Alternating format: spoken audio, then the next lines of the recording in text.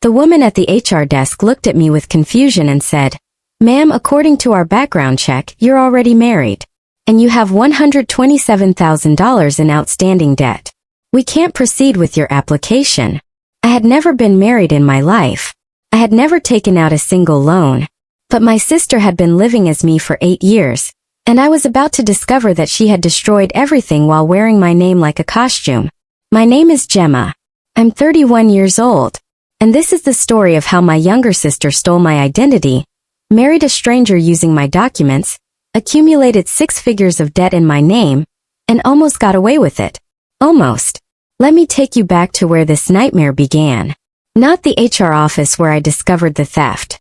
The real beginning 23 years ago, when my sister Natalie was born and everything in my family shifted. I was 8 years old when my mother brought Natalie home from the hospital. I remember standing in the doorway of the nursery, watching my parents coo over this tiny pink creature, feeling something cold settle in my chest. I didn't have words for it then. Now I know it was the first moment I became invisible in my own family. Natalie was beautiful from the start. Blonde hair, blue eyes, a smile that made everyone stop and pay attention. I was the opposite. Dark hair, serious face, quiet disposition. People would meet us and say, "Are you sure they're sisters?" My mother would laugh and say Natalie took after her side, while I took after my father's. What she didn't say but what I always heard was that Natalie got the better deal. Growing up, I was the responsible one. I got good grades. I did my chores. I never caused trouble. Natalie was the star. She was in beauty pageants at 6, cheerleading at 12, homecoming queen at 17. When she broke rules, my parents called her spirited. When I questioned anything, I was difficult. The double standard was so consistent that I stopped noticing it. I just accepted that Natalie was special and I was not. But I didn't hate her. That's the part that still breaks my heart. I loved my sister. I defended her when other girls were mean to her. I helped her with homework she couldn't be bothered to do herself. I lent her money I never got back. I believed, despite everything, that blood meant something. That family meant something. That the little girl I had watched my mother bring home from the hospital would never truly hurt me. I was so naive it's almost funny. Almost. I left for college at 18, the same year Natalie started high school. I went to University of Michigan on a partial scholarship, studied finance, graduated with honors. I worked 2 jobs to pay my bills. I built my credit carefully, never missing a payment, proud of the 780 score I had earned through years of discipline. I moved to Chicago after graduation, got a job at a financial consulting firm, rented a small apartment in Lincoln Park.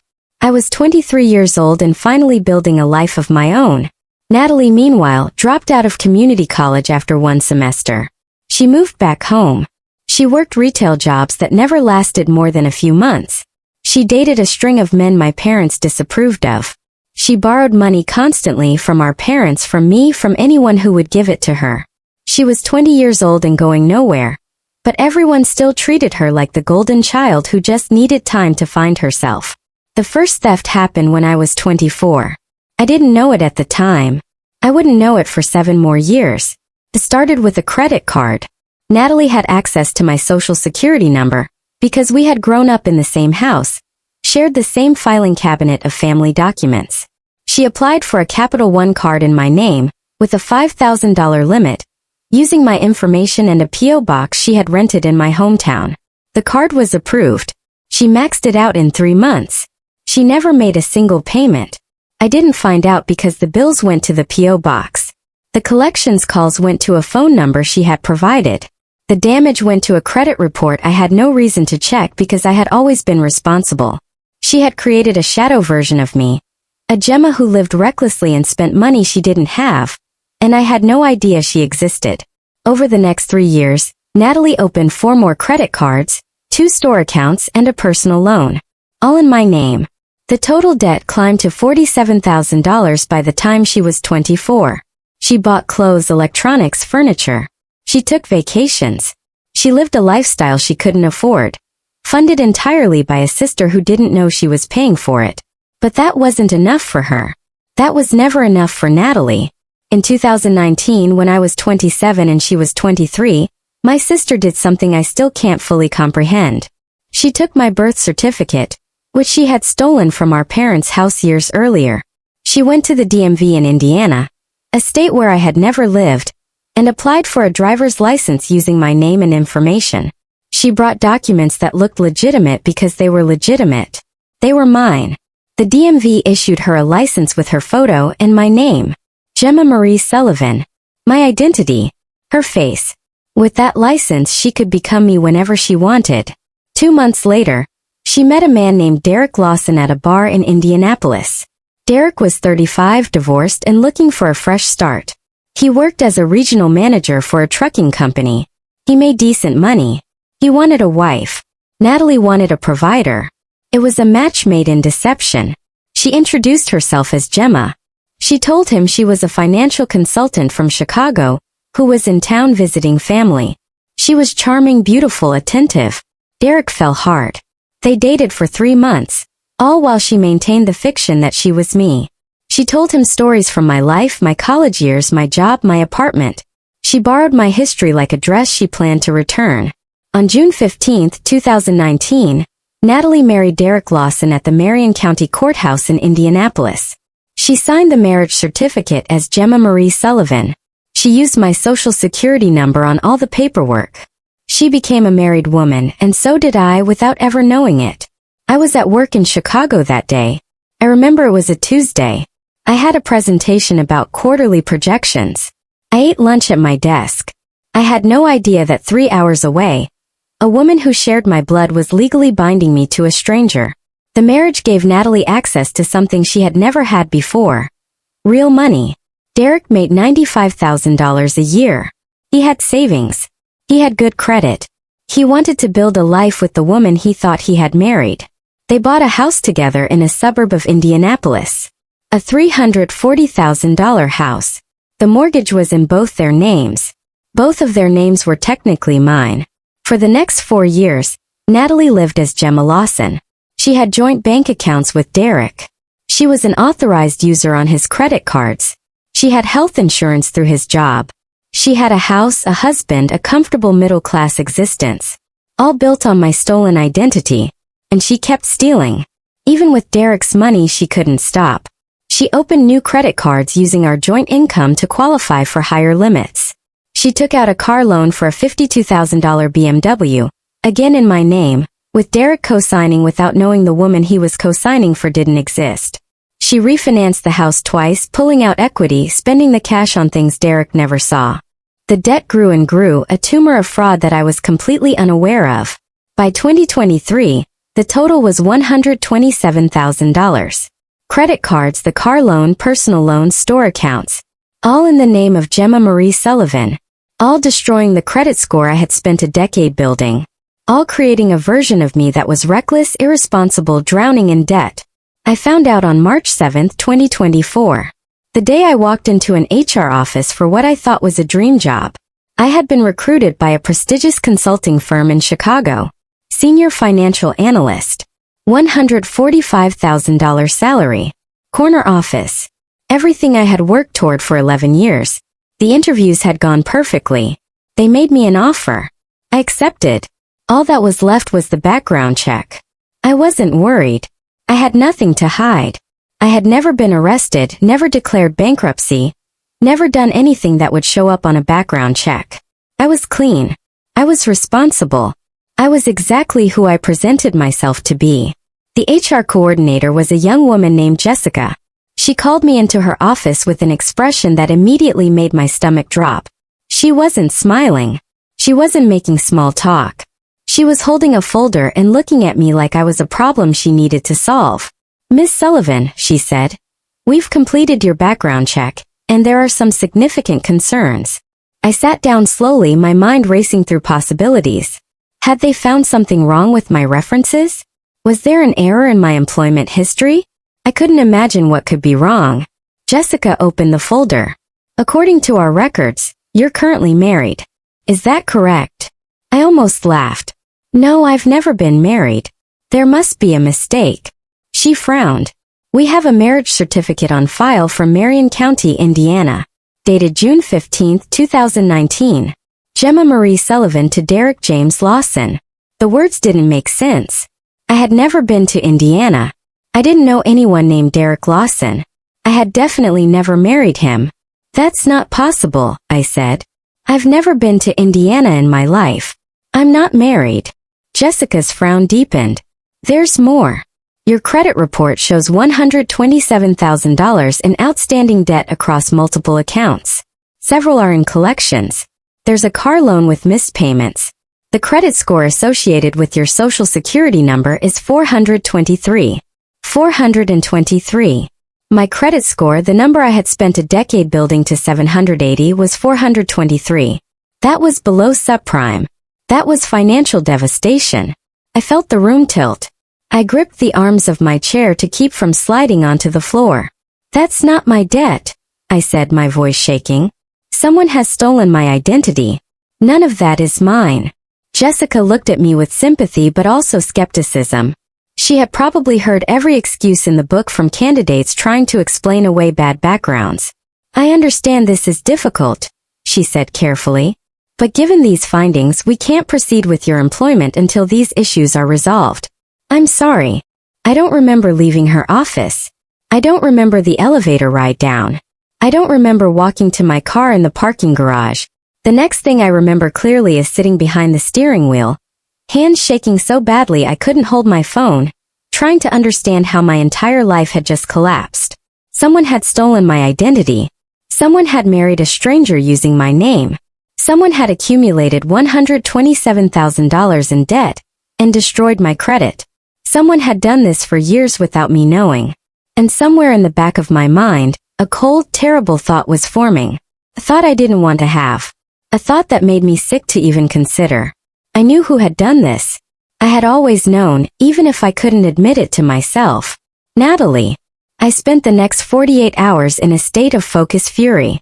I pulled my credit reports from all 3 bureaus. I documented every fraudulent account, every address I had never lived at, every phone number I had never used.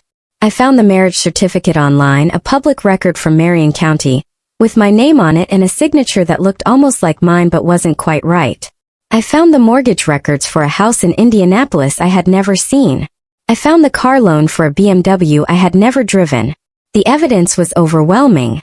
But I needed proof that it was Natalie specifically. I needed something that connected her to the fraud. I called the Marion County Clerk's office and requested a copy of the marriage certificate with any associated documents. They sent me a package that included the license application, which had a copy of the driver's license used for identification. There it was. An Indiana driver's license with my name, my date of birth, my social security number, and Natalie's face. She hadn't even bothered to hide. She had used her own photograph. She was so confident that I would never find out, so certain that I would remain ignorant forever, that she had put her face on my identity like she was posing for a family photo. I stared at that license for a long time. I studied my sister's face, the face I had known since she was a baby, the face I had defended and protected and loved. She was smiling in the photo, a bright, confident smile. The smile of a woman who believed she was untouchable. I was going to prove her wrong. My first call was to a lawyer. Elena Reyes specialized in identity theft and fraud cases. I found her through a victims advocacy organization and hired her the same day. She reviewed my documentation and told me I had one of the most comprehensive identity theft cases she had ever seen. The marriage alone was a felony. Combined with the credit card fraud, the loan fraud, and the years of deception, my sister was looking at serious prison time. We need to be strategic, Elena said. If we go to the police now, your sister might flee or destroy evidence. We should gather as much documentation as possible first. And we need to contact her husband, Derek Lawson, the man who thought he was married to me, the man who had no idea his wife was a fraud. I found his contact information through the mortgage records. He worked at a trucking company called Midwest Logistics. I called him on a Wednesday afternoon, my heart pounding so hard I could barely breathe. Hello. His voice was friendly, unsuspecting. Is this Derek Lawson? Yes, who's calling? I took a deep breath. My name is Gemma Sullivan. The real Gemma Sullivan. I believe you're married to my sister. There was a long silence. I'm sorry, what? My wife's name is Gemma. Your wife's name is Natalie Sullivan. She's my younger sister. She stole my identity 8 years ago and has been living as me ever since. I have documentation proving everything. Your marriage isn't legal. The woman you married isn't who she said she was. The silence stretched longer. I could hear his breathing change, becoming heavier, more ragged. When he finally spoke, his voice was barely a whisper. That's not possible. We've been married for almost 5 years. We have a house. We have a life. You're lying. I'm not lying, Derek. I wish I was. I have the driver's license she used to marry you. It has her photo and my information. I have credit reports showing debt she accumulated in my name. I have records of credit cards open while she was living with you, cards I never applied for. I found out 3 days ago when a background check destroyed my career. I've never been to Indiana. I've never met you. But according to the state, I'm your wife. Derek didn't say anything for a long moment. I could hear the sound of his world collapsing, the same sound mine had made 3 days earlier. I need to see this evidence, he finally said. I need to see it with my own eyes. I drove to Indianapolis the next day. I met Derek at a coffee shop near his office, a neutral location where he could look at a stranger and decide whether to believe her. He was a tall man, broad-shouldered, with kind eyes that looked like they hadn't slept in days. I spread the documents on the table between us. The fake driver's license, the credit reports, the marriage certificate analysis showing the signature discrepancies. Derek studied each document in silence. His face cycled through disbelief, confusion, anger, and finally something that looked like grief. When he looked up at me, there were tears in his eyes. I loved her, he said. I thought she loved me. We were trying to have a baby. I felt sick. They were trying to have a baby. My sister was trying to create a child with a man she had deceived from the first moment they met. I'm sorry, I said, and I meant it. Derek was a victim too. We both were. What happens now? He asked. Now we go to the police. The FBI got involved because identity theft across state lines is a federal crime. Agent Marcus Thompson was assigned to our case. He was a serious man in his 50s with gray hair, and the kind of tired eyes that come from seeing too much human deception. He interviewed me for 3 hours, going through every piece of evidence, every timeline, every detail I could remember about my sister's behavior over the past decade. Your sister has been doing this for at least 8 years, he said when we finished. The financial fraud alone would be a felony. The marriage fraud is another felony. Using a fake ID is a felony. Wire fraud, mail fraud, bank fraud. We're looking at dozens of charges. If convicted, she's facing 15 to 20 years in federal prison. 15 to 20 years. My baby sister. The girl I had helped with homework. The girl I had defended against mean classmates. The girl I had loved despite everything. Part of me wanted to cry. Part of me wanted to feel sorry for her. But that part was small, and it was getting smaller every day. Natalie had stolen my name, my credit, my reputation, my career. She had stolen years of my life without a moment's hesitation or guilt. She had treated me like a resource to be exploited, not a sister to be loved. Whatever happened to her, she had brought it on herself. The arrest happened on April 15, 2024. Tax day. There was something poetic about that, my sister being arrested for fraud on the day Americans reconcile their financial lives. The FBI coordinated with local police in Indianapolis. They showed up at the house Natalie shared with Derek, the house bought with my stolen identity. Derek had already moved out, staying with a friend while he figured out what to do with his life. Natalie was alone when the agents knocked on the door. I wasn't there for the arrest, but Agent Thompson told me about it later. Natalie answered the door in yoga pants and a silk robe, holding a cup of coffee, looking like a woman who had no worries in the world. When they told her she was under arrest for identity theft and fraud, she laughed. She actually laughed. There must be some mistake, she said. I'm Gemma Lawson. I don't know what you're talking about. They showed her the warrant. They showed her the evidence. They showed her the real Gemma Sullivan's driver's license photo next to the fake one she had used. Her smile disappeared. Her face went pale. For the first time in her life, Natalie couldn't charm her way out of trouble. They put her in handcuffs and led her to a federal vehicle. She was crying by then, mascara running down her cheeks, asking to call our parents, asking for a lawyer, asking if this was really happening. The neighbors watched from their porches. The life she had built on my identity crumbled in the time it took to walk from the front door to the curb. My parents' reaction was exactly what I expected, which is to say it was devastating. They called me the night of the arrest, after Natalie had used her one phone call to contact them. My mother was hysterical. My father was cold with anger. But neither of their emotions were directed at Natalie. "How could you do this to your sister?" my mother screamed through the phone. "She made some mistakes, but calling the FBI? Having her arrested? She's your family, Gemma. Family doesn't do this to each other." I listened in disbelief. Some mistakes. My mother had just described 8 years of federal crimes as some mistakes. "She stole my identity," I said, keeping my voice as calm as I could manage. "She married a man using my name. She destroyed my credit. She cost me a job that would have changed my life. She accumulated $127,000 in debt that I'm legally responsible for. That's not some mistakes. That's systematic fraud. But prison, federal prison, she's 27 years old. You're going to ruin her entire life over money. She ruined my life over money. For 8 years. And she would have kept doing it if I hadn't found out." My father's voice came through, hard and dismissive. "You always were jealous of your sister. Ever since she was born. You've been waiting for a chance to bring her down.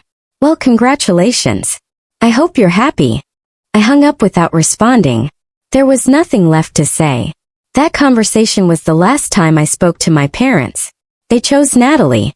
They had always chosen Natalie. The difference was that now, finally, I was done pretending it didn't matter. The federal case against Natalie moved quickly. The evidence was overwhelming.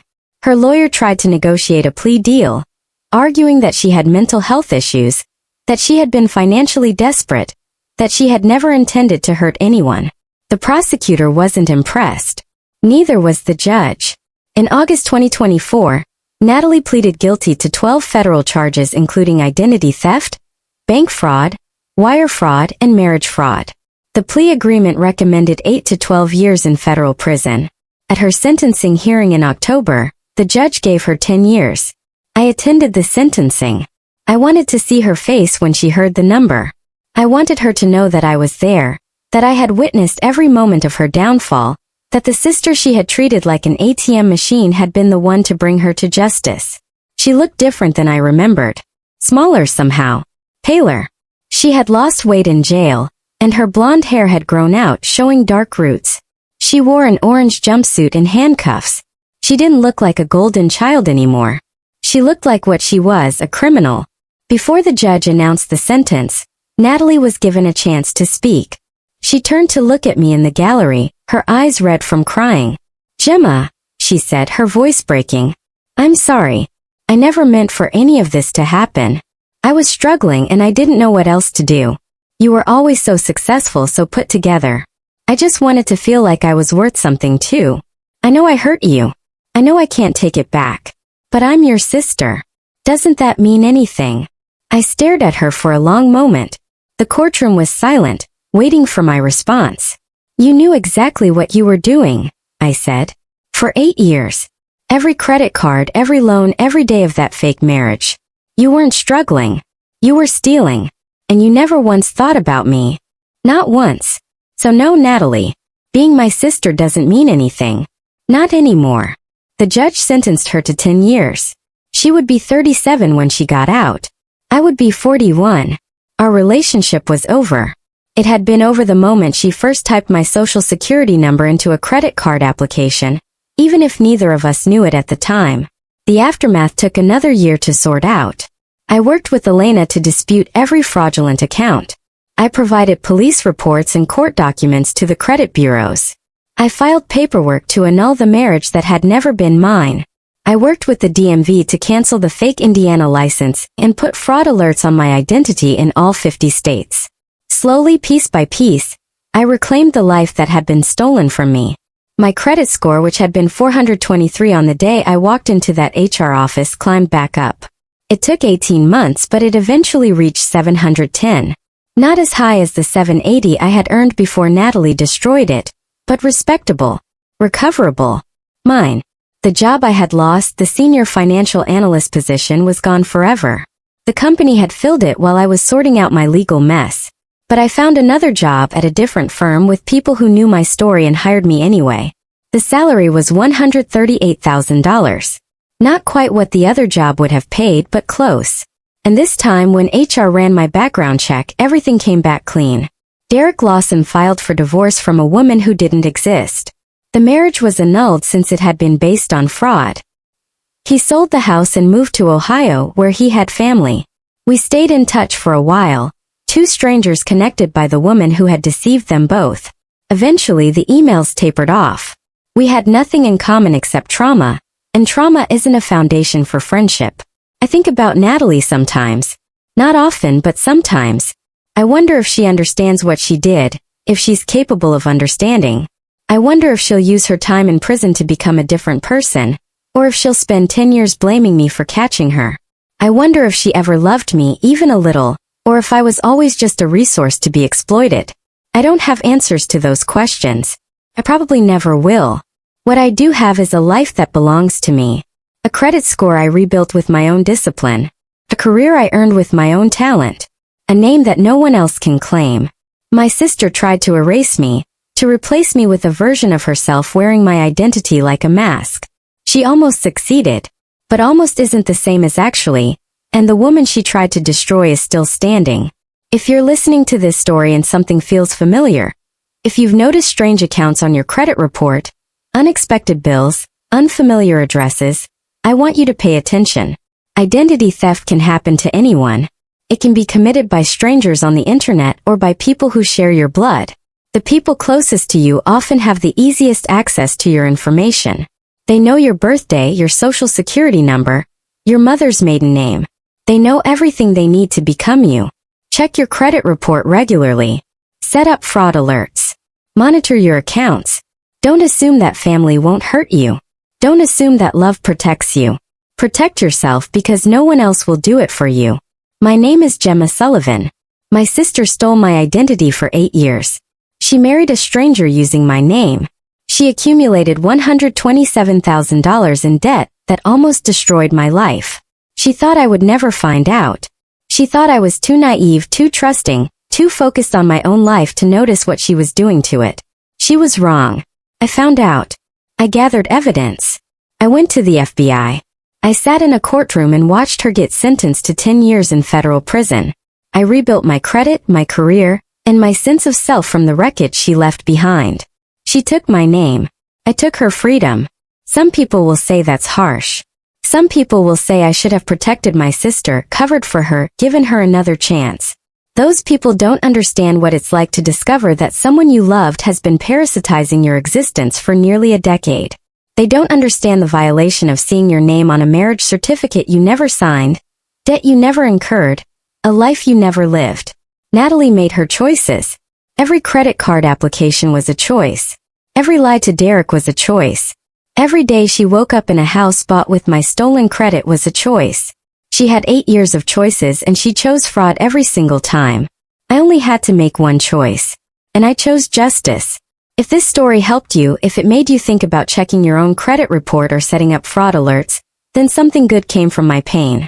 The people who steal identities count on their victims being trusting, being distracted, being too busy to notice. They count on family loyalty and the assumption that blood means safety. Don't give them that advantage. Trust but verify. Love but protect yourself. And if someone steals your identity, even someone you love, don't be afraid to take it back. My sister is in prison. My credit is restored. My name is my own again. And I sleep better than I have in years.